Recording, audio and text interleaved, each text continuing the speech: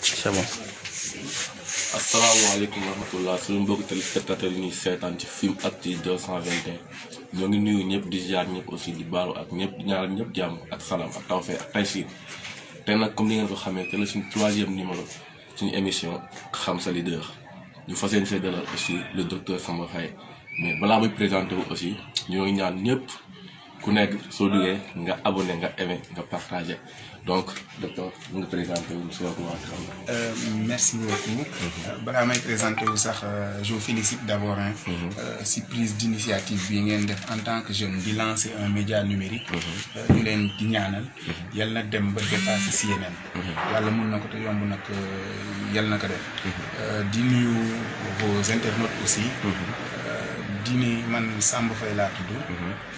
Je suis né ici à Kobongoy. Côté paternel nag sama kër papa moo ngi Marlooj. sama kër yaay moo ngi Ndofane fële ne wetu Ngéñen. Donc jàngee Kobongoy. Après quand j'ai eu l'entrée en 6e ma dem Fimela.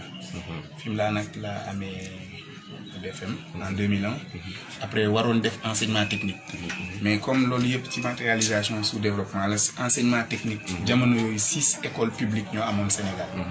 bon macha allah yàlla dimbali woon na ma tamit amoon naa note yu permettre woon loolu ma def demande bi ñu orienté ma fa le lycée technique de la Fosse. waaw fa laa jàngee ba 2004 ma am bac. dem université Cheikh Anta Diop di jàng économie gestion je rappelle que lycée aussi économie gestion laa doon jàng. continuer ko université ba am doctorat. ba commencé di ci jàngale loolu daal moom mooy aspect cursus scolaire bi.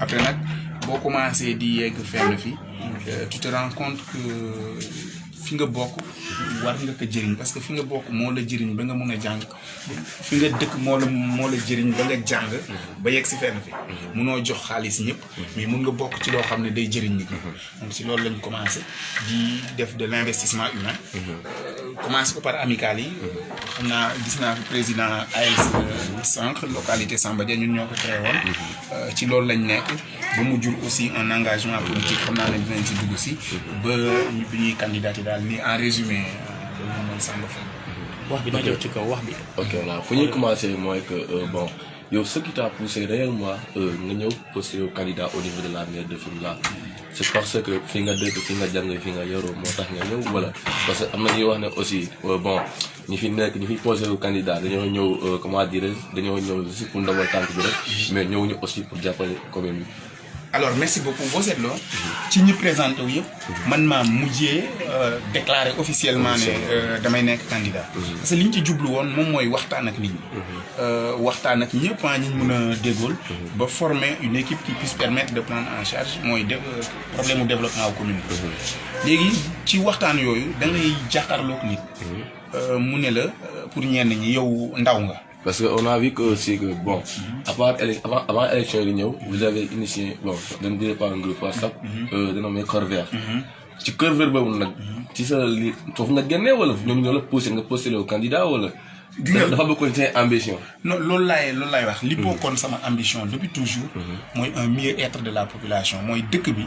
lu ñuy def ba nit ñi nekk ci jàmm li ñu yàlla sedd ci koom-koom. nan la ñuy def ba jëmal ko.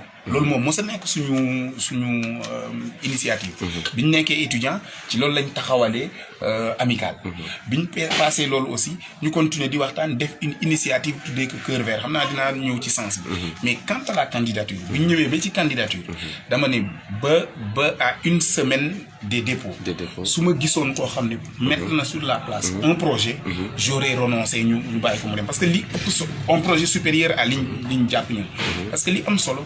mooy lan moo mun a suqali gox bi te loolu noonu nag dëgg yàlla man damay toog ak ñu bëri benn affaire lañ lay wax def naa fi 30 ans wala def naa ci politique 20 ans wala def naa ci nangam ma fàttali ne bu ñu demee ci jàkka yi bu ñuy ut imam du ñuy ut ku fi kii fi njëkk bu ñuy ut ci l'abbé yi l'abbé catholique yi ñu ut ku njëkk dañuy ut ki nga xam ne méngoo naat ñi or méngoo yëf yi mooy bu weesoo ñun ñëpp fi lañ dëkk candidat yëpp ñun ñëpp fi lañ dëkk bu weesoo loolu lan nga def lan nga proposé loolu moom moo ñu am yóbbu ci ñu candidaté parce que on était convaincu que le travail de terrain bi ñu def bi ñu jàkkaarloog nit ñi kenn defu ko et je mets au défi tout le monde kenn defu ko parce que suñu bàyyi loolu la ñuy ñëw ci sa on a vu Fimela New Horizon.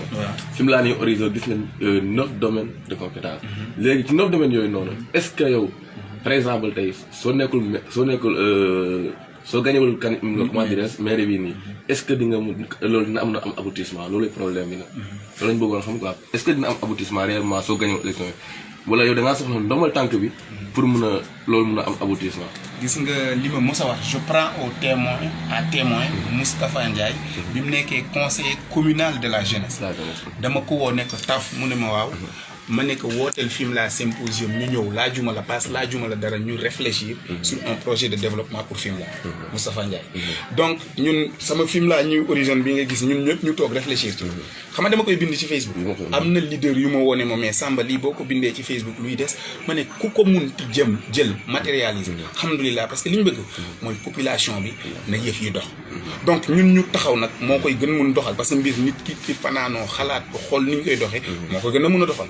moo tax ñu candidaté mais Fimela mooy commune Fimela. fépp bu fi ñu woo ñu nekk maire balaa nga doon gën a xam sax. ñu dem élection amoon 0 voix xam naa ne loolu nag du am. mais pour te dire que dañuy continuer di pousse lii. parce que loolu c'est notre raison d'être. yàlla Fimela affecté xam nga man ni ma ko gisee. dañu ñëw mission yàlla moo ñu jox ordre de mission wàccee nu commune de Fimela. comme gouvernement ni mu lay joxe mission yóbbu la feneen. donc bu ñu delloo ci yàlla lu ñu koy jox ne lii lañ fa defoon comme réalisation. c'est ça qui nous motive. du leneen. Fimela New Horizon ñun bu ñu gagné on matérialise. quoi qu'il en soit aussi liñ ci mën a matérialiser sans avoir parce que yenn yi da ngay yow yaay toog ci nguur gi mun a décider yow yaay valider pour mu mun a nekk. li nga xam ne dépendre ci loolu. mais ñoo ngi koy commencer matérialiser quand je dis que bu ma gagné woon fii nii tourisme. dama koy jël di indi université yi fii nii. mais il y a 15 jours. j'ai amené une université privée ici à Fimela.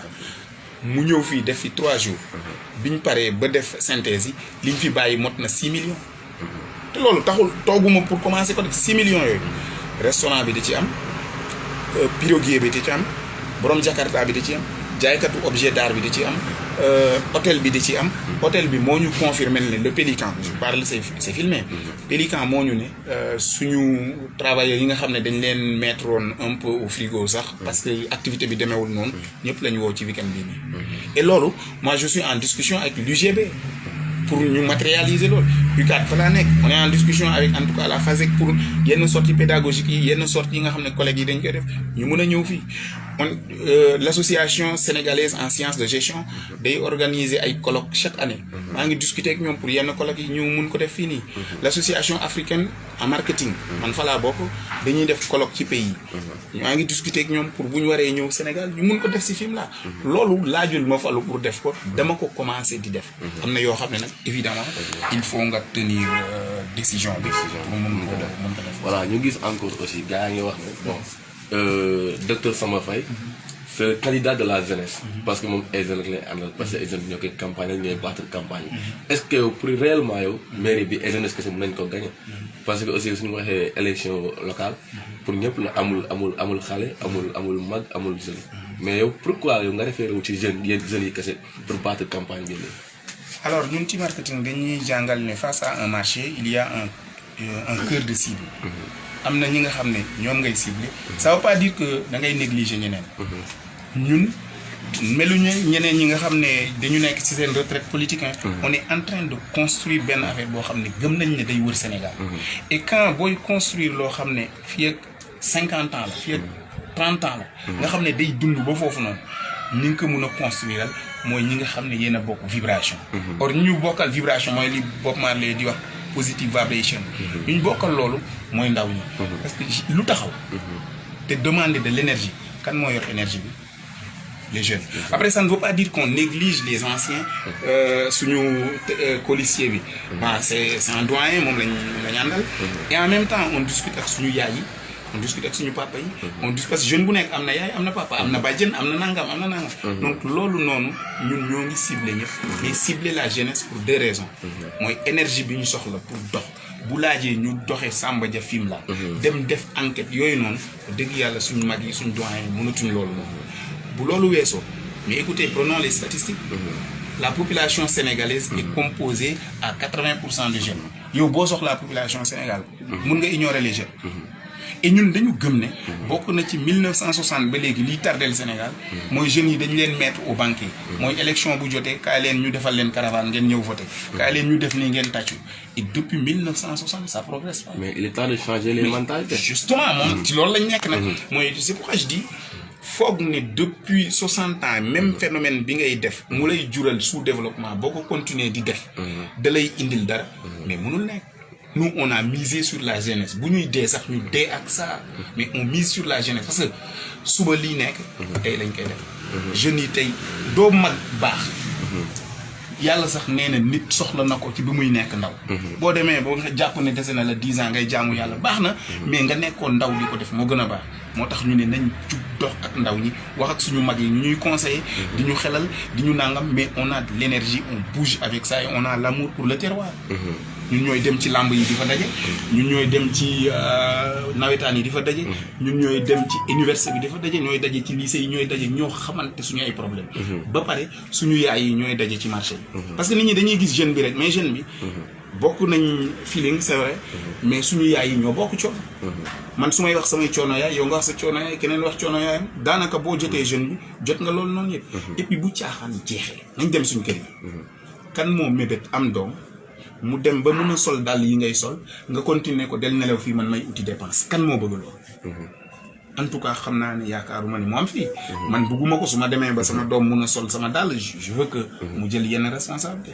donc c'est si loolu. mais est-ce que les réalisations du maire sortant est-ce que doy na ko carrément parce que récemment on t'avait vu sur Facebook nga publier je ne sais pas c'est un bilan je ne sais pas les calculs de la commune lu muy lakk ci carburant lu muy lakk comment dire lu muy dépendre annuellement du jeu bi daal mais loolu après buñ gis nañ ne am na ay critiques parce que le maire d'après lui moom bon lu muy lakk ci carburant yow mi nekk Dakar mënoo ko xam malgré que nag vous êtes un économiste mënoo ko xam lu muy dépenser mënoo ko xam affaire yoonu tant que mu génnewul budget kenn mënul xam lu muy lu ñu bëggoon am ay leeral tuuti. je mets le maire au défi. je le mets au défi laa wax de. li ma wax boobu ba léegi bu ci dara amul maa ngi koy xaar plainte am xam nga wax naa ko. maa ngi koy xaar boobu ba léegi. gisuma plainte am bu loolu weesoo maa ngi koy xaar ñu géewal ñu. film laa këram bu Karim Sène nangoo ngeen géewal ñu waxtaan. mu teg li mu indi ma teg li ma indi. mais yow bëggoon xam parce que loolu on a vu que même temps même détaillé lu mu lakk ci carburant affaire yooyu loolu noonu ñu bëggoon xam yow nu nga def ba xam nga te à travers sax xam-xam nga. non xam nga loi bi sax a ko xam nga ñàkk a xam loi moo tax muy waxee noonu loi moo ne. gis nga booy gérer maire au moins bu décembre jotee. da nga war a wër dëkk yi interroger nit ñi lan mooy seen soxla. bu loolu mooy loolu lañ tuddee débat d'orientation budgétaire loolu bu weesu ci compte tenu de loolu noonu yëpp nag ci ngay wax ni man bëgg naa at bii ñu réaliser nii ak nii lañ koy defee loolu la ñu waxee budget mooy li nga jàpp ne war nga ko dundee ci commune bi war na ko dundee ci at bi dépense yi ak xaalis bi fu muy jóge man ma ne jiite film la bind ci kayit ni yow lubrifiant pare da nga ci préparer jënd 1 million ci at nga ni entretien te loo xam ne jëndoo ci matériel da nga ci préparé ay 4 millions ba nga xam ne oto bi li nga préparé ne ci at bi loolu nga ciy dépensé mooy 1 million par mois mooy 30 nangam mille par jour j'ai dit Karim Sène bu dee li ma wax loolu du dëgg j'attends sa plainte aujourd'hui ñu dem tribunal moom moo ko bind léegi nag loolu noonu je tiens à moom moo ko bind mais c'est le budget de la commune de Fimela du loo xam ne dama dem feneen di ko réfléchir xam nga jàng naa économie mais au-delà de économie il y a de l'information budget bi dañuy wër di lijjanti di naxante ba jot si te loolu waruloon am sax da ngay dem rek ñu jox la ko biñ ci jotee di lire nii yow dinaa la jox la version numérique parce que lu amul CD baaxul dama lay jox nga lire après man carte sur table laay wax moo bind ne je prévois 1 million environ en moyenne man moyenne laa def quoi 1 million par mois dama ko weddil leneen li mu wax mooy boo jëlee secrétariat ñu ne 2 700 000 mooy salaire bi man indiqué wu ma salaire bi na leer mais les charges sur salaire nekk 3 millions xam nga loolu su ma ko misaalee ci ku jàngul économie maanaam nga ni sama équipe de football 11 joueurs lañ xam nga ñooy titulaire ñu la défense ñaata nga fay def nga ne 20 est-ce que dans 11 joueurs tu peux sortir 20 défenseurs yoo xam ne dañuy titulaire ci terrain est-ce que mën na nekk xam nga nañu mënuñ nekk loolu nag la def mu ne salaire 2 700 000 charge sur salaire 3 millions je dis loolu au-delà de maire sax c'est un manque de respect pour la commune de Fimela. Parce que comment une commune comme Fimela mën a permettre à ce qu'un document comme ça di ñu représenter au niveau des instances je dis je suis déçu te loolu warul mën a nekk maire bi nag ci jëmm boppam amantewuma ak moom aucun problème personnel. voilà bu ñu daje woon fii nii dañuy nuyoo bu dee nangu na ko dañuy nuyoo béggee bu amoon bu mu ne woon ma Samba soxla naa lii Dakar soxla naa lii Dakar ma doxali ko mais li ñu bokk nag ragaluñ ci li ñu bokk dañuy wax ne warul demee na mais comment dire bon ci carburant bi laay wax mairie muy fonctionner réellement est-ce que yow xam nga ko c'est juste une question avec tout le respect que j'ai pour vous parce que des fois aussi force majeure day am du genre accident du genre décès maire mooy sama carburant loolu noonu day bokk ci bilan bi wala loolu noonu maire moo koy def na rubrique boo xam ne dafa ne imprévu dugal fa 12 millions imprévu yoo xam ne c'est des questions yooyu loolu moo koy jël en charge parce que dans une prévision il y a toujours facteurs yu ñu mënul maîtriser am na rubrique ba pare loolu prévoir nañ fa ba pare 12 millions on n'a pas le droit di prévoir fenn ne loolu ci oto bi nga koy jëlee di ko dugal feneen loolu c'est du détournement d'objectif Khalifa Sall bokk na li ñu ko tëjee gars yi jàpp nañ ne sax donte xaalis bi dugalu ko ci poosam xaalis bi fi mu waroon jëmalewu ko foofu la donc c'est pas que après da koy def loolu moom mënul nekk tu peux pas annoncer lii defi jëkko leneen ak quel que soit loo ko mën a defi jël c'est pas normal c'est un détournement d'objectif. Ok voilà n'oubliez pas que aussi vous êtes économiste pourquoi pas nga ñëw à la mairie teg ko loxo ngeen liggéey ensemble en 2009 quand on a terminé nos journées d'activité boobu maa ngi def diplôme d'études approfondies en sciences de gestion bi ñu paree dama bind un récapitulatif quoi jox ko ku ñu tuddee je peux taire quoi mais en tout cas yónnee ko maire nekk man jàpp naa ne Fimela du point de vue éducation lii war nañ ko fi def comme ci loolu laa nekk nee naa la woo naa Moustapha Ndiaye bu dëkk Fimela boobu muy yor conseil communal de la jeunesse ma ne ko woo ma man Samba Faye benn séminaire maay paasal sama bopp maay fayal sama bopp yëpp ma ñëw ñu réfléchir acté ko ngeen doxal loolu laa man ba ni may wax ak yow nii Karim Sène su ma soxla woon ci sama expertise sañu ma bañ parce que xam-xam biñ ne am naa ko parce que yàlla rek a am xam-xam mais biñ ñu dénk nii Fimela lañ juddoo moo tax ñu am ko tey bu ma woon ne dama am partenaire yoo xam ne dama bëgg des montages financiers ñu toog def loolu mais pourquoi pas nga proposer ko yow étant un économiste nga ne ko le maire j'ai des choses sur la table lii laa bëgg ñu liggéey nga déglu ko ba xam lan la lay wax déggoo lu ma 2009 je lui ai écrit j'ai pas reçu réponse pas de retour 2 ans plus tard quelque chose comme ça ma woo Moustapha Ndiaye pour ñu liggéey ci loolu noonu j'ai pas eu de retour on continue la vie quoi parce que aussi moom lañ fal moom moo war a doxal ñun on est là rek on se met à disposition gis nga bi ma bindee débat d'orientation ci budget bi sax dama ne je me mets à disposition dem leen sama kii Facebook yi j'ai dit nous prenons l'opinion à témoin on n'a pas été consulté et nous on se met à disposition bu ñu consulter on dit notre point de vue jeex na et puis Karim mu woo téléphone de bi coow li bëree nii yëpp xam nga gars yi ñoom ñoo xamul dafa jël téléphone am woo ma far sax fekk may corriger répondre ma mu wax Aliou Faye ne maa ngi woo sa waa ji wuyuwul après ma wuyu ko ne ko monsieur le maire boo amoon looy dox Dakar tey boo ma yónnee ma dem aw maa ngi yow problème mais nag gaal gi ñu dugg nii suñu gaal gi ñun ñëpp gaal gi di senn parce que yow sa capitana bi doxul su ma la ne dinaa noppi dama lay nax ak loo munti yaakaar noppi moom munta donc loolu la rek voilà à travers ces réalisations am na ci yenn candidats yi wax ni suñ posé candidat c'est parce que le maire il n'a pas travaillé et nous man mii di wax ak yow je sais que le maire il a travaillé dans quelques domaines par exemple am na dëkk yoo xam ne amuñu woon courant am nañ courant à l'exemple de Babouka à l'exemple de Kobangoy il paraît que foofu nga dekkoon voilà foofu nga dekk voilà ñu gis ne loolu ci éducation am na fu mu defar fu mu may loxo mu jóg ñu dem aussi comment dire ci côté tali gis na ne fii moo ngi am tali yaayam aussi am na tali bi aussi léegi liis na léegi yow nooy jàngate réalisation bi alors vous savez moi je suis des gens yoo xam ne man je suis pas nihiliste Karim bu progressé mun naa ko sax chapeau mais rappelez-vous que l'électrification bi c'est des projets à zéro attention donc c'est pas du montage de la commune de Fimela boo xam ne moom moo paramétré ou partenariat doxal ko c'est pas vrai ku ko wax fii nii da nga wax loo xamul ça c'est l'état central moom moo ko def quand bien même état central moo ko def te moom ci loolu ko defee moom fan loolu fan ci lan fan lay jaar le maire moo ko lijjante wala gis nga le dafa am agence boo xam ne dañ ko dédié loolu laa wax ASER tout à l'heure mooy à l'électrification rurale à tout le Sénégal ñoom ñooy def paramétrage yi def études yi def projet yi di ko aboutiral nii j'ai dit quand bien même sax noonu la demee je suis sûr que noonu la demee j'ai dit parce que ci ayam lañ ko fekk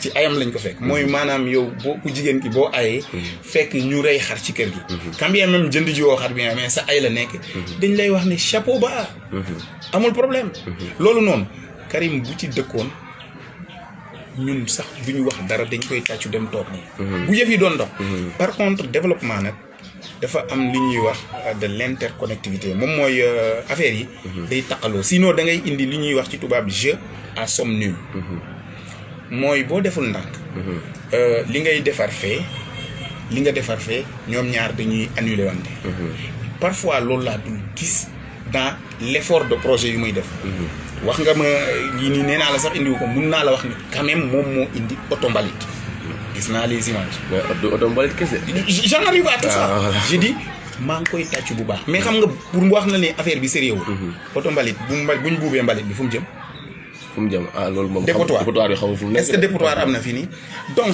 donc ça te dit que c'est dans la précipitation qu'on fait et encore que ça c'est de l'argent boo xam ne dañ ko immobiliser ñun noonu la ñuy wax ci économie xaalis boobu ngay gis ci oto mbalit boobu dafa mel ne nga jël 20 millions teg ko foofu du am njëriñ tant que amuñ dépotoir or loolu noonu ne serait-ce que boo ko logé woon mais est-ce que dépotoir amul aussi parce que camion mbalit bi commencé na liggéey depuis loolu de fan lay yóbbu mbalit bi mais je ne sais pas mais il paraît que su amul woon dépotoir yi xanaa du commencé non qu'on me dise fan la nekk commune bi nag ñun duñ fi ay gande fan la dépotoir am fii y en a pas parce que dépotoir dafa am des normes ya des nangam déchets yi aussi mu am nu ñu koy traiter déchets plastiques yi nu ñuy def ba recycler ko parce que affaire yi c'est de l'intelligence quand on collecte war nañ mun a mettre une situation boo xam ne les déchets plastiques après dañ koy mun a recycler mu mun a defaat dara man dama gis ci déchets plastiques yooyu ñoo xam ne dañ ciy def ay caro yu ndeng man étudiants yu ma yoroon ils ont un projet sur ça ñoo xam ne dañ ciy defar ay lumière nga xam ne dañ koy mun a décorer donc yooyu noonu bu doon am nañ une réflexion développante dañ koy concevoir depuis le départ ba nga xam ne camion bi buñ ko oto mbalit bi buñ ko utee day yegg si rek commencé départ mais day yegg si ñuy tatoon loolu noonu laay wax ne mun na gën a dox loolu man li may wax moom mooy nga fekk yëf yi di doxu charrette nga ne dama bëgg mu doxu avion dëgg yàlla gisuma ci problème donc à travers votre point de vue donc dans tous les domaines am na fu sooxe absolument donc yow ban domaine nga gis ne moo sooxe parce que l'éducation aussi on voit que bien que bon am na avancement santé aussi bon depuis loolu dégg nañu une hôpital à Fimela aussi santé ma ñëw si loolu Samba Dia la ñuy enregistré nii ICP bii nii def nañ au moins 1 an 2 ans amul mooy infirmier Samba Dia amu ko pourtant da ngay gis ne may nañ 100 000 fële may nañ 200 000 fële may nañ nangam jusqu'à présent Samba Dia amul ICP non am na récemment parce que j'ai vu une publication récemment bu ñu xawoon politiser même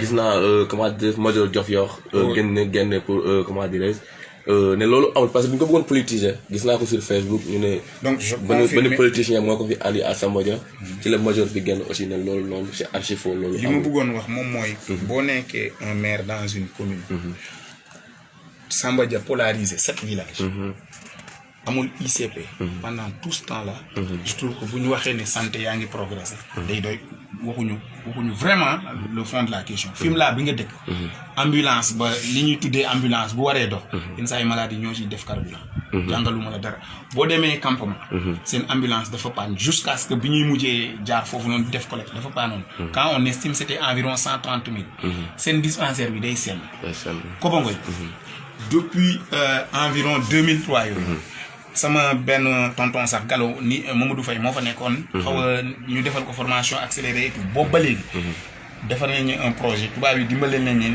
bâtiment yaa ngi foofu glace lañ fay jaay boo demee Ndiédiène noonu Samba Diallo noonu bu fekkee ndangaan fii nii. Les émigrés ñoo ngi big up l'autre là de passage sax Ousmane Thiam. gars yi ñoom ñooy organiser xool nu ñuy defaree yenn affaires yi. qu'on me dise commune bi. fan la du point de vue santé fan la ci mairie bi taxaw. or dans la prévision budgétaire. 2021 bii ñu nekk. dañ ñëwoon 37 millions de francs CFA la ñuy dugal ci santé. je mets au défi le maire. fan la ko dugal. parce que man nag chiffre lay wax quoi fan la ko dugal 37 millions ci santé ci commune bii nii. fan la ko dugal. am na kuy laajte benn question. je vous écoute. nee na budget commune bi 2021 bi. ñaata la dafa bugg a xam. 420 millions. 420 millions de francs CFA. Donc si on fait li ñu tuddee extrapolation ci économie. mooy daanaka sur 5 ans yi. mun nga xayma ne au bas mot 5 milliards. war nañ ko gérer ci commune bi. mais on a vu récemment à Marfafako maire yóbbu na fa dañoo ambulance loolu aussi ci développement la boobu. ambulance boobu noonu. doomu Marfafako je salue l'autre là au passage l'africaniste Babou Sène. doomu Marfafako moom joxoon na ma tur bi sax ñoom ñoo ko defar maye ko. mais comme ñoo xam nga lan la comprendre. ñu leen ko mën a defaree maye ko pare alors on a vu les publications partout. que le maire ba may waa Marfafako une ambulance. xam nga loolu la ñuy tuddee politique politicienne. moom mooy lépp lu war a taxaw. nga xaw ci laalaale ni. évidemment Babou Sène il est conseiller à la mairie. si je me trompe pas. absolument mais nekk en tant que le maire. oui. voilà mais pourquoi pas su nekkee loolu amul. pourquoi pas mu génn aussi. Babou Sène non il a écrit un texte sur Facebook. il dit. ki ko maye. Marfafako la dëkk. extérieur la nekk wax na sax dëkk bi. it exactement ne lu tax mu maye si ko nii. dafa amoon benn situation bu amoon benn boy bu amoon urgence et cetera. ba affaire yi mujj jur safar. donc loolu moom moo réveillé seen fibre ñëw maye si ko foofu noonu mais xam nga booy maye yenn affaire day soxla ay papier mairie day signé nangam. donc yow buñ mayee see mbir nga nekk borom kër.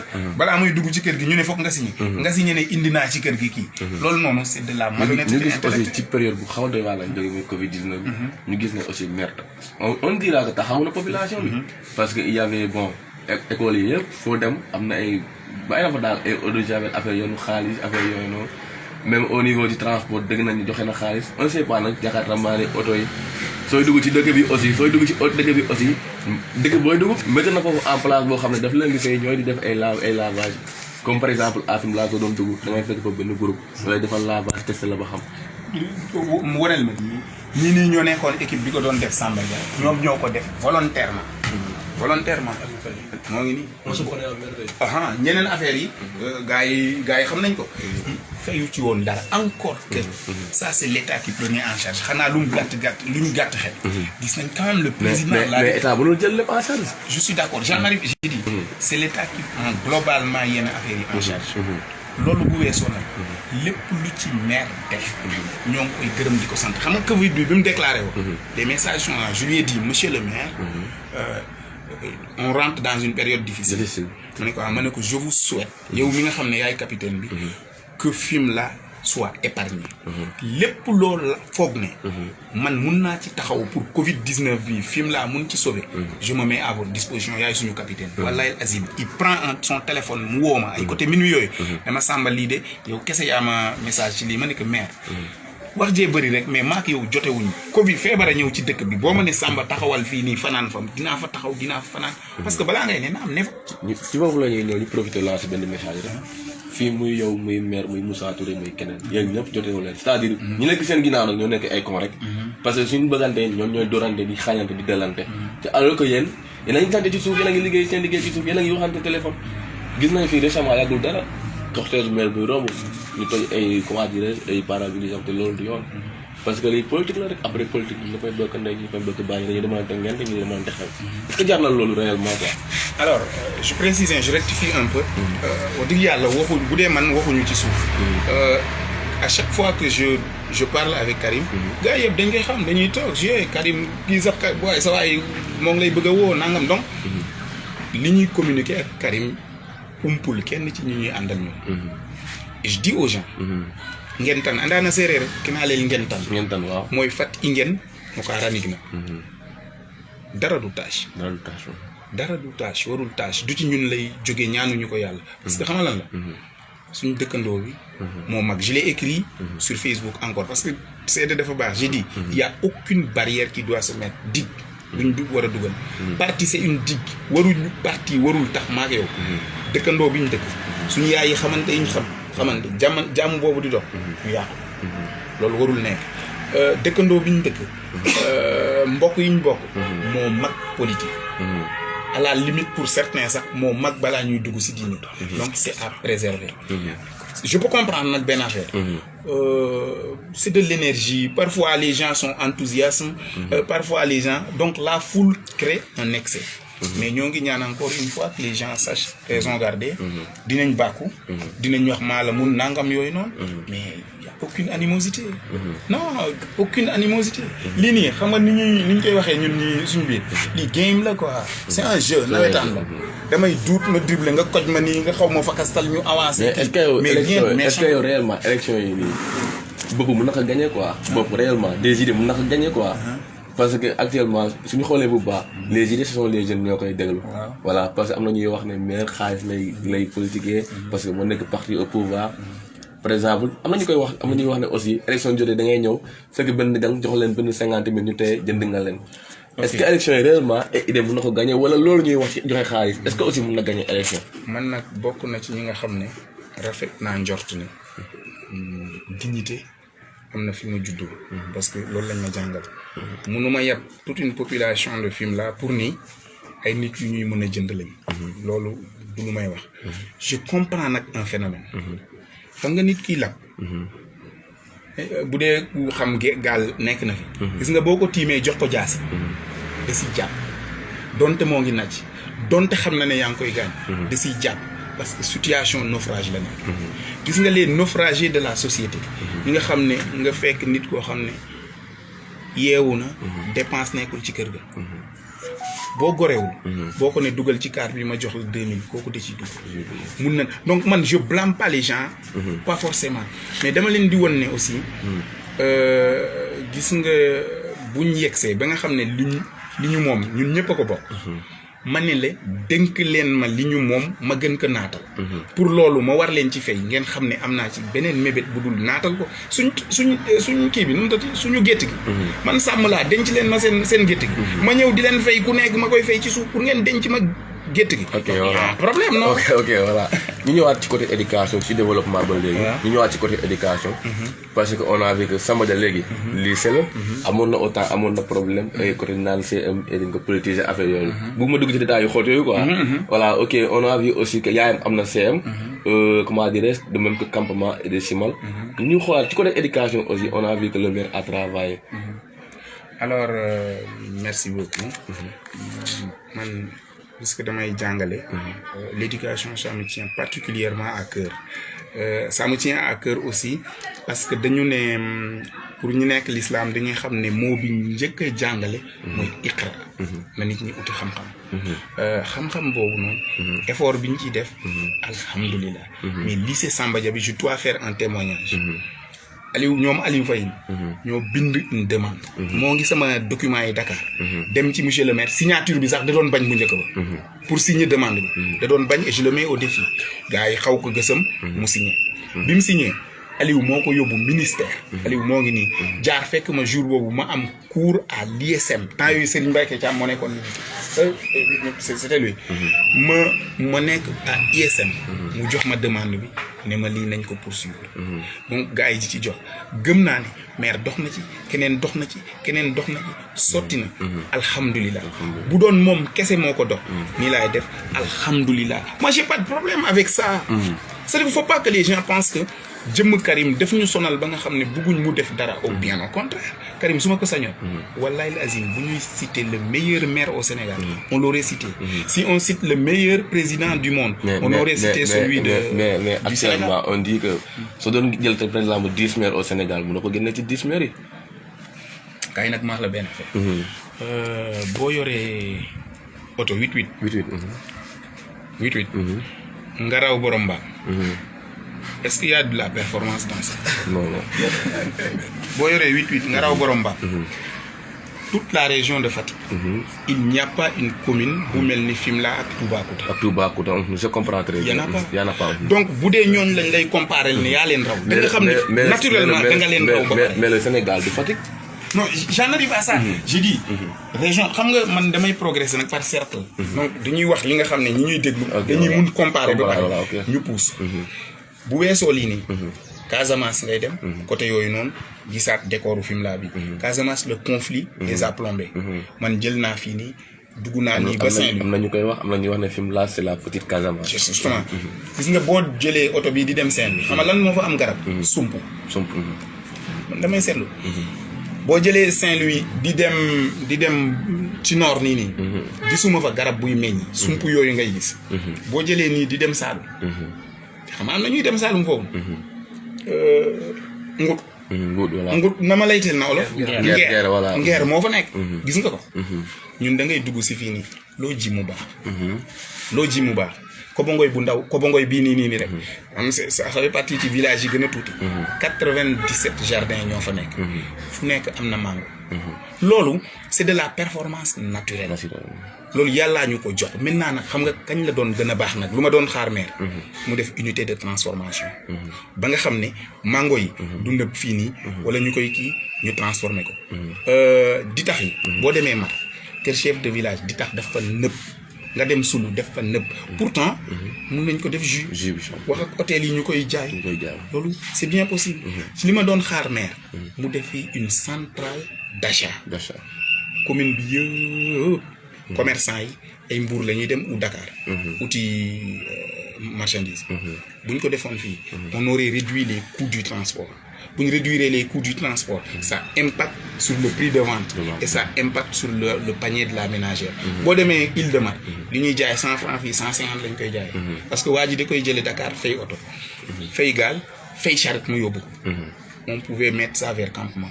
nga xam ne au moins oto bi le prix du véhicule dañ koy dindi. voilà et on met un mécanisme buy transporter les marchandises. après dañuy ñëw ci deuxième change émission bi. c'est-à-dire parce que soo ñëwee poster le candidat au niveau de la mairie de Fimela. bon t'as des ambitions politiques. c'est-à-dire tes projets. pour les jeunes pour tout le monde li ngay def ba xam ne Fimela dina dem ci kanam. xam naa foofu ngay laalee Fimela New Horizon parce que voilà dañoo bëgg nga détailler les 9 domaines de compétence bu nekk da nga koy détailler rek parce que aussi ñoo ngi koy réclamer quoi nga détailler bu nekk rek lan nga pare pour loolu wax yi ci kaw man biñ may jàngal économie dañ ma ne woon au-delà de la théorie il faut une connaissance du milieu loolu képp kuy jàngal science xam na ne connaissance elle est d'abord empirique mooy da ngay dem def collecte de l'information ñun liñ njëkk a def pendant 3 ans mooy di collecter information nit ñi dañ ma doon gis nag yenn saa yi ma dem ci dëkk yi nii rek par exemple simal gars yi étudiants yi xewle ma ñëw mais ce qui se cachait derrière c'est de voir le milieu ci lañ defee une enquête qui nous permet aujourd'hui ñu ne commune Fimela ñaata boutique a fi am ñaata quincaillerie fa am ñaata menuiserie ñoo fi am ñaata station fi am ñaata poste de santé oo fi am ñaata gétt naga fi am ñaata loolu lañ recensé d'abord donc on a recensé l'activité économique de Fimela biñ ko recensé ba pare à titre d'exemple rek man la bi ñuy arrêté nos travaux il y avait 232 boutiques recensées dans la commune de Fimela biñ paree ci loolu ñu ne lii nañ koy tëggee nan lañ koy tëggee ba mu jur njëriñ loolu ñu bind ko ci un document buy def environ 50 pages muy le livre vert mais après ñu résumer ko ci 13 points donc 13 points yooyu dafa am li ñuy wax le cadre de vie man dama jàpp aujourd'hui nu ñuy gérer le foncier demal Marignane Mar ci kaw fa la ne un site historique canaux yi fi tubaab yi defoon seen canaux yi pour di défendre fii ñu jaay ko nit mu def ko hôtel jàpp nga ne ça peut se faire ça donc c'est des choses qu'on doit éviter jëlee ko Marignane ba fa Ndimaajoor nii di dem marché faafa ko nañ ma woon foo xam ne bu dul marécage mooy la Boula mooy wala du jas la mangrove fan la 20 mètres de plage am y'en a pas jëlal bande beneen l'autre côté la nga jëlee ko Fimela fi ngeen jóge nga def nii dem Djilor def nii ba ngay dem Ndangaan di dem fene fan la 20 mètres plage mais loolu lan moo ko waral je dis donc jàpp naa ne on doit avoir une gestion un aménagement du terroir boo xam ne day gën a responsable. nit ñi. am na foo xam ne dañ fa war a dëkk. mais am na foo xam ne dañ ko war a yaatal pour des places publiques. loolu noonu kan moo ko war a jël en charge parce que loolu noonu est-ce que nekkul suuf boo xam ne par exemple nga am sa suuf yow nga dem jaay ko. loolu laay wax. mais dafa am loo xam ne. état da ko jox nit mairie sañ-sañ. mairie mun na ne ici c'est réservé pour telle chose. loolu mairie am na sañ-sañ. soo d'accord. beneen affaire bi ma jàpp ne ci aménagement boobu. waa xam nga diggante Fimela ak Simal. tan bi nekk foofu. man maire. ma jël ko. def fa ay koko ba mooy dem fu ñu sës ak Joof koko day dund si xorom. koko yooyu noonu dañuy jur. loolu noonu c'est de l'économie. man je montre des images où koko bi boo ko lekkee ba pare xox bi dañ ciy def kaas. mooy des yoo xam ne dañ ciy mën a naan boisson. def ci kaas yu ñuy ndekkee. def ci ay barada yu ñuy mën a defaree caa. parce que ki nga tubaab bi jógee fale ñëw fii nii wala waa ji jógee Dakar ñëw fii non sérieusement tali bu rafet indiwu ko fi. bâtiment bu rafet indiwu ko parce que fa la ëpp. donc c'est des choses exotiques yi mu mënul gis fii loolu lay gis. donc ñu ne loolu war nañ ko mën a def. lu dul loolu. donc ci cadre de vie bi. ñu ni boo ñuy dagg dëkk yi. Samba Dia fii nii dëkk baa ngi yaatu. gisuñu fu ñu bàyyi espace ne fii. fii ak 50 ans suñu doom yi bu ñu ñëwee ba dëkk bi am niveau am hôpital bu toll ni bu principal. fii lañ ko war a mun a def. est-ce que gis nga ko yow. Fimela moo ngi seesi Diofior fee ne. moo ngi seesi fële ne est-ce que gis nga fu ñu bàyyi ne Fimela bu demee ba war a mun a am stade. aux normes. fii lañ koy def est-ce que gis nga ko. au milieu. est-ce que gis mais loolu ci lotissement bi la. non mais je veux dire kër yu bees yi ñuy dagg. waxuma Fimela bu njëkk bi nii. kër yu bees yi ñuy dagg. est-ce que gis nga ñu bàyyi espace pour infrastructure yooyu ñu mun ko def ëllëg. ce qui veut dire que xañ nañ ñu loo xam ne dans 20 ans war na fi mun a nekk. est-ce que gën a yomb boobu gis nga espace bu ñu bàyyi ne fii bu ëllëgee armère yee bu feesee fii ñu def ko armère gis nga ko fu ñu jëm léegi wala armère yi di ala kulli haal day fees. day fees ala kulli haal. fu ñu jëm. Pikine parce que da ngay seet li am Pikine le problème se pose aujourd'hui. Yoff day fees si. qu'est-ce qu'on va faire. mais actuellement le rôle de la mairie c'est de ñoom suñuy dagg dalee par exemple suñu ñëwoon tey dagg sa tool. dañuy bàyyi par exemple 2 à 3 terrains pour loolu noonu. foo ko gis et on estime que loolu noonu ñoo ngi ciy liggéey. fan nga ko gis. xam nga moi je dis carte sur table qu'on me dise. fii nii am na kër yu ñu dagg de dossier yooyu noonu maa ngi ciy ñëw. dañuy bàyyi 3 4 10 kër pour maire ak ñi mandal. loolu moom c'est acté. ñoom xam nañ ko xam naa ko. xam nañ ñu ci may fii nii fi ñuy enregistré fii. xam na ko man xam naa ko. këram campement yéen ni mu def ba oto boobu noonu dawalatu ko sax parce que dañ ko commencé wax. kii dafa dem bureau ne ko soit sa oto yi nga jëndee suuf bii nii lu tax ñun xam nañ ko mais comme yenn affaire yëpp boo ko waxatee sax finalement. lim ci wax biñ wéetee moo ko Aliou Faye xam na ko man xam naa ko. xam nga coow bay bëri Karim yenn affaire yi dañuy dem ba xool ko ne ko li ngay def nii jaaduwul. te dañuy porter plainte. non xam nga li muy wax en off xam na ko xam naa ko baalu lay def. donc je continue parce que ma ne ñun lan lañ prévoir. ñu ne ci aménagement du territoire. wax naa loolu zone salée bii nii. ñu def fa ay koko rendre ko verte. koko bi ça génère de l'économie. ma ne bu ñuy daggati kër yi ñu bàyyi ay espace public. espace de jeunes. donc ñu prévoir loolu suñu demee ci loolu ñu dem ci sport. xam nga zone Fimela bi yàgg na nawetaan abouti normalement. parce que aussi mbir boo koy analyser da ngay xool les causes profondes. bu dee da nga indi supporters yi sport day ànd ak passion. nga indi supporters yi ñoom ñëpp ñu dànkaloo amul barrière bu leen séparer. je dis loolu c'est un facteur qui aggrave violence bu mun a am. xanaa kay war nañ mun a penser à ce que Fimela am un stade. bu munagul am un niveau de stade parce que sax day kii. stade municipal je veux dire mais au moins ñu am terrain clôturé boo xam ne dañuy def diggante joueurs yi ak supporters yi. ñu def des barrières nii nga xam ne supporter bi mënul am accès ci terrain aire de jeu bi. ba nga xam ne dañuy wax ne supporters yi ñooy féete fii ñee féete fii. bu match bi tasee ñu tijji fenee ñee génn ba sori ñii génn ba parce que c'est ça aussi la gestion affaire yi nekkul rek dem. wax ak ñi ak ñeneen tu mets des choses yuy empêcher à ce qu'il y ait violence. loolu gëm naa ko. beneen affaire bi ci sport. fii nii dafa am salle de musculation. fii nii am na bu amoon fi mu laa amee tey ñaa. salle publique laa wax de waxuma nit génneel ko comme ça.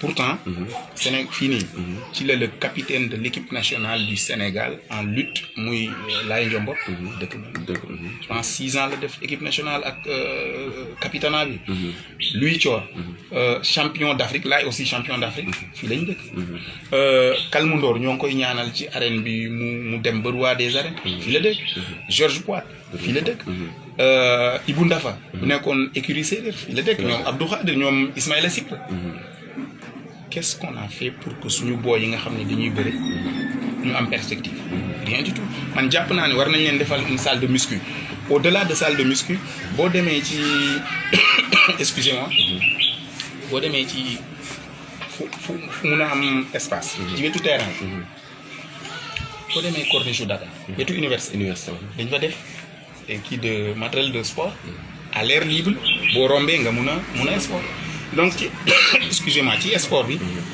loolu war nañ ko fa mën a def sans d'accord bu ñu ñëwee ci sport bi ba léegi nee naa war nañ mën a def un terrain war nañ mën a def des kii de musculation pour les lutteurs et tout mais war nañ mën a développer aussi tout ce qui ressemble par exemple boo jëlee basket bi terrain Fimela ci Fimela bi ci ginnaaw foofu noonu lycée bi am na foofu noonu un espace pour un truc de terrain de basket mais accompagner wuñu ko école de foot yi am na Mar école de foot am na Kobangoy école de foot extra mais accompagner wuñu ko donc sport bi loolu laa si yaakaar buñ jógee ci sport bi ñu ñëw ci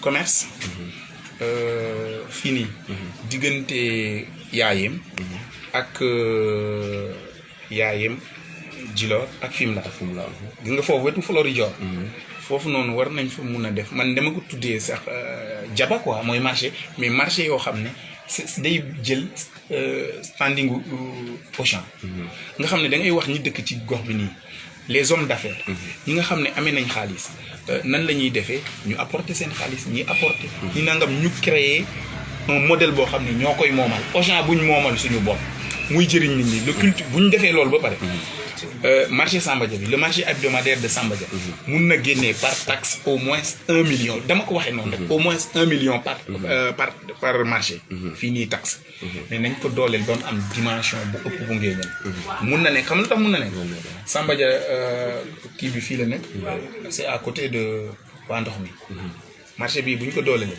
waa ndox mi dañuy ñëw waa jëri ji ñëw ñu daje fii nii ñu indi produit halieutique ñu indi produit jëri ji gis nga loolu bu amee 1000 nit bu ñuy daje ci marché bii nii mais imagine ce que ça donne pour transport borom clando bi day multiplier par 5 li mu doon gagné par jour borom Jakarta bi day multiplier par 5 li mu doon gagné par jour borom saret bi day multiplier par 5 je donne des exemples comme ça mun na ëpp loolu par jour bu loolu amee gis nga Jakarta bi ak clando bi buñ doxee xam nga dañuy sol essence li ñuy jënd ci station ba day bëri station bi ñaari pompe la amoon day yokk ñetti pompe bu amee ñetti pompe day am jeune bu doon traîner ne mu jël ko jox ko emploi donte juróomi junni la wala 50 000 dina am lu ñu yóbbu ci kii donc loolu lañ jàpp ne le marché de Samba Dia on doit faire ça ensuite on va sur l'agriculture Fimela ngeen jóg boo jógee yaayam di dem Fimela di jaar waxuma si tali bi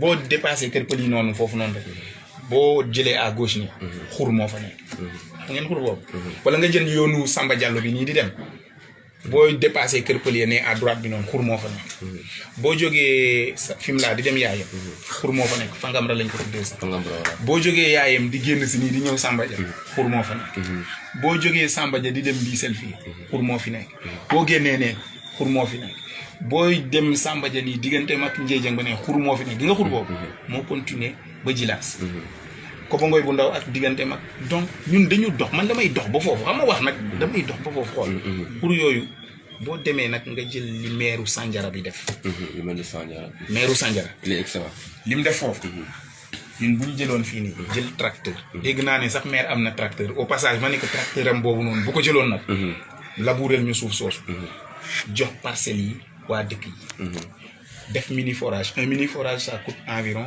500 000 boo amee un budget de 420 millions nga xam ne état bi lim lay dugalal directement en fonds de dotation mot na 250 ou 215 quelque chose comme ça millions jàpp naa ne war nga mun a defar 100 mini forage mini forage yooyu noonu ñu def du maraîchage mu génnee de l'activité économique boo dul maye sax gis nga ñooñu nekk foofu da nga ciy mun a am taxe mais nit ñi aussi dañuy xëy liggéey foofu or bu ñu xëyee liggéey foofu noonu mais day déplacement la parce que économie xam du leneen lu du tu crées du déplacement gars yi dañuy xëy oto yi yóbbu leen bu ñuy wàcc si oto yi wala saret yi indi leen nit mun a dem jaay ndekki foofu noonu nit mun a dem jaay añ foofu noonu donc ñu créer de l'activité ba nga xam ne boobu loolu tamit bu ñoree ñu koy mun jaay ci marché bi ma la wax nii mun nañ ko def exemple wetu yaayam ak diggante yaayam Djilor ak Fimela mu ne waat marché Samba Dia bi day nekk un lieu d'écoulement boo ñëwee nag ci nit ñi amee jardin xam ngeen Kaydara xam naa ko man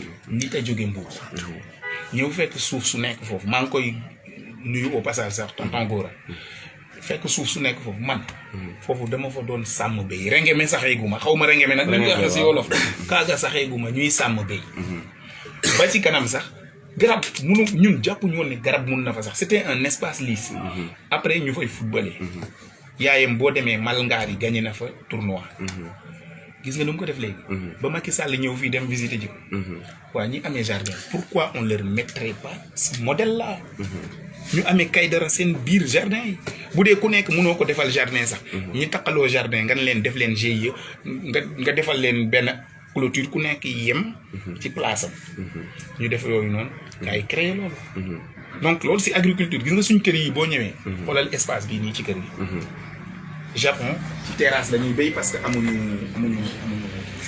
suuf espace yi nii boo ko jëlee dafa am li ñuy tuddee micro jardinage nga jël espace bu toll na fi ñu toog rek nga jiw ci suuf yéeg nii def ndaalaan étagère nii jiw foofu jiw nii ba nga xam ne da ngay multiplier yëf yi par 5 nit ki këram au moins mu am tomate boo xam ne moo koy béyal boppam naanaa bi muy xeeb 100 francs yooyu muy jëndee chaque jour ci boutique bi ak affaire yi mu béyal ko boppam fii nii tomate beeg yeneen affaire yoo xam ne day meññ ci kër gi loolu lañ tuddee ñun la maison verte mooy ci séeréer mbin ñakara ici au village on ne doit pas être pauvre c'est pas vrai c'est pas vrai en tout cas village bu mel ni commune bu mel ni Fimela nga xam ne yàlla jox na la suuf su baax jox la géej jox la jaww ji jox la lépp quand tu es pauvre c'est parce que c'est dans la tête c'est dans la tête loolu su nekk loolu moom ci esprit ci mentalité nit la ne quoi parce que li ngay wax bu nekk na ko defal boppam man mii di wax ak yow su ma ñibbee mun naa jënd loolu commencé ko sama bopp sans pour autant ma xaar ci kenn xam nga loolu ngay wax noonu xam nga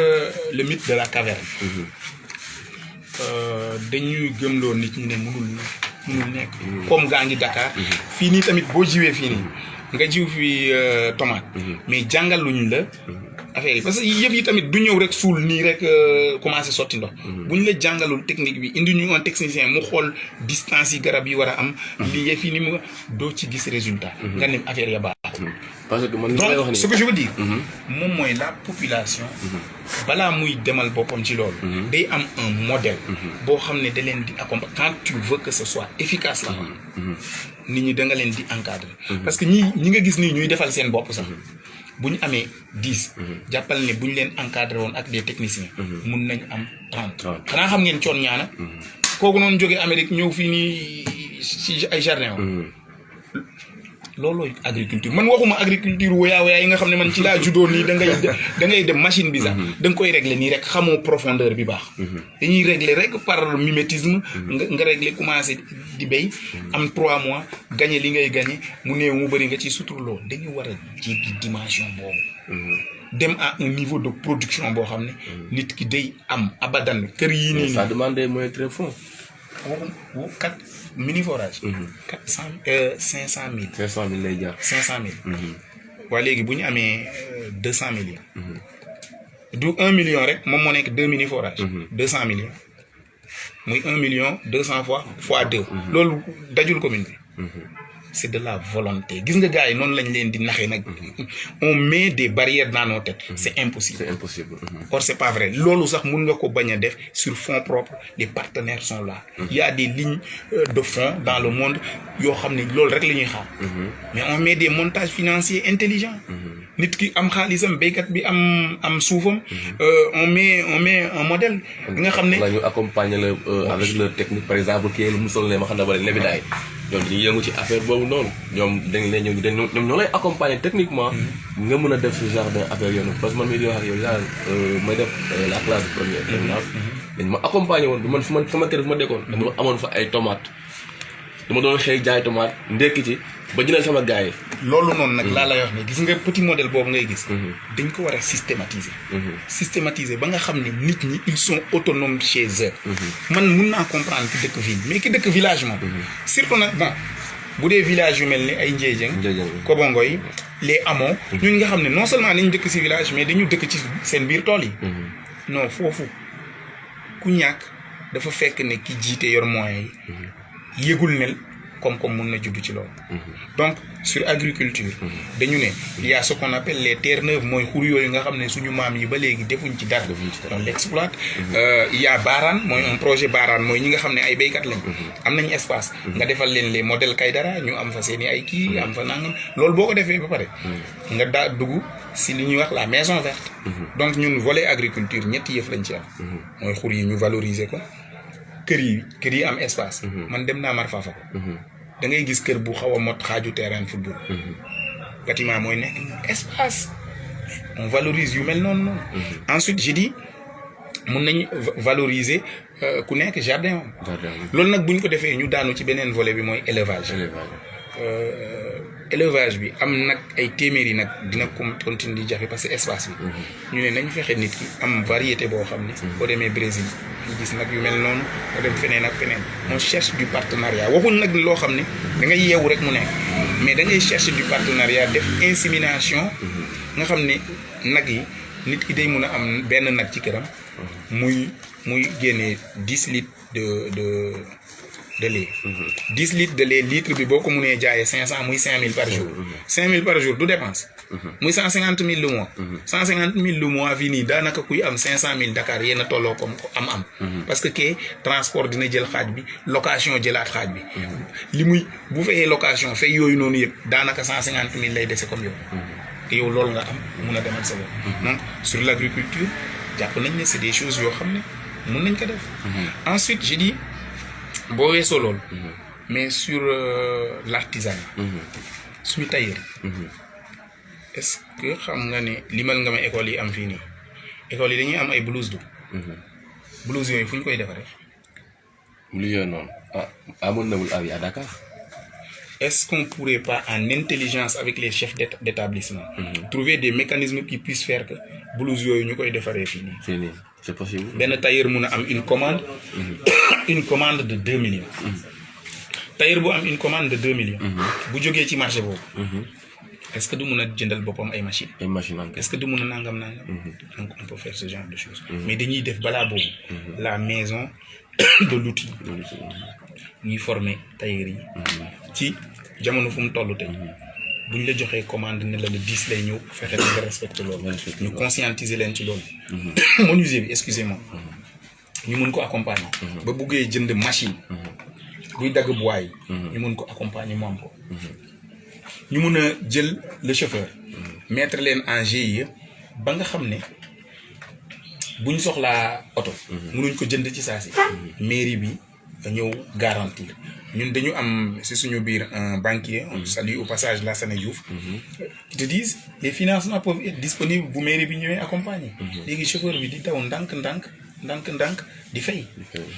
booy bi dawal Jakarta. xam ne commune bi amul auto école.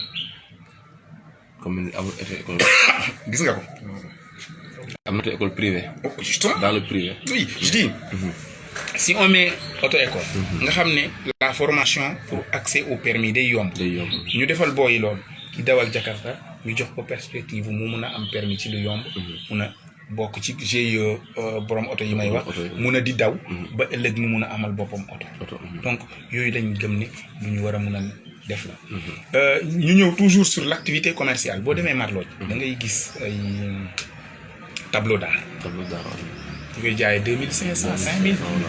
tableau yooyu noonu gëm naa ne benn tableau mun na jar million. parce que aujourd'hui l'économie est devenue virtuelle. il suffit rek ñooñu nga leen di accompagner. ñuy dem ci foire yi. ngay fexe foire di am fii nii. ba nga xam ne nit ki mun na am un coup mun a jaay yooyu noonu gars yi di voyager di génn à travers le monde. nga créer leen facilité yooyu utal leen ay link. du loo xam ne yow yaa ko yor mais da ngay dem doxi relation bi. mu ñëw xam nga pour won la ne fu dara amul mun nañ fa def valeur. booy génn Babacar. Fadial. guy ga fa nekk fa la mos a nekk. doon na jur njëriñ. absolument. Quand on a aménagé à côté rek jox ko de l'histoire c'est le guy gi gën a rëy Sénégal et cetera. des gens ne travaillent pas à côté. loolu moom mooy de l'ingéniosité économique. mooy nga fekk bërëb. nga jox ko de la valeur alors que amuloon benn valeur gis nga guy googu ñu wax foofu noonu. ñu baal ma sax ci kàddu yi nee nañ suñu jamono maam ya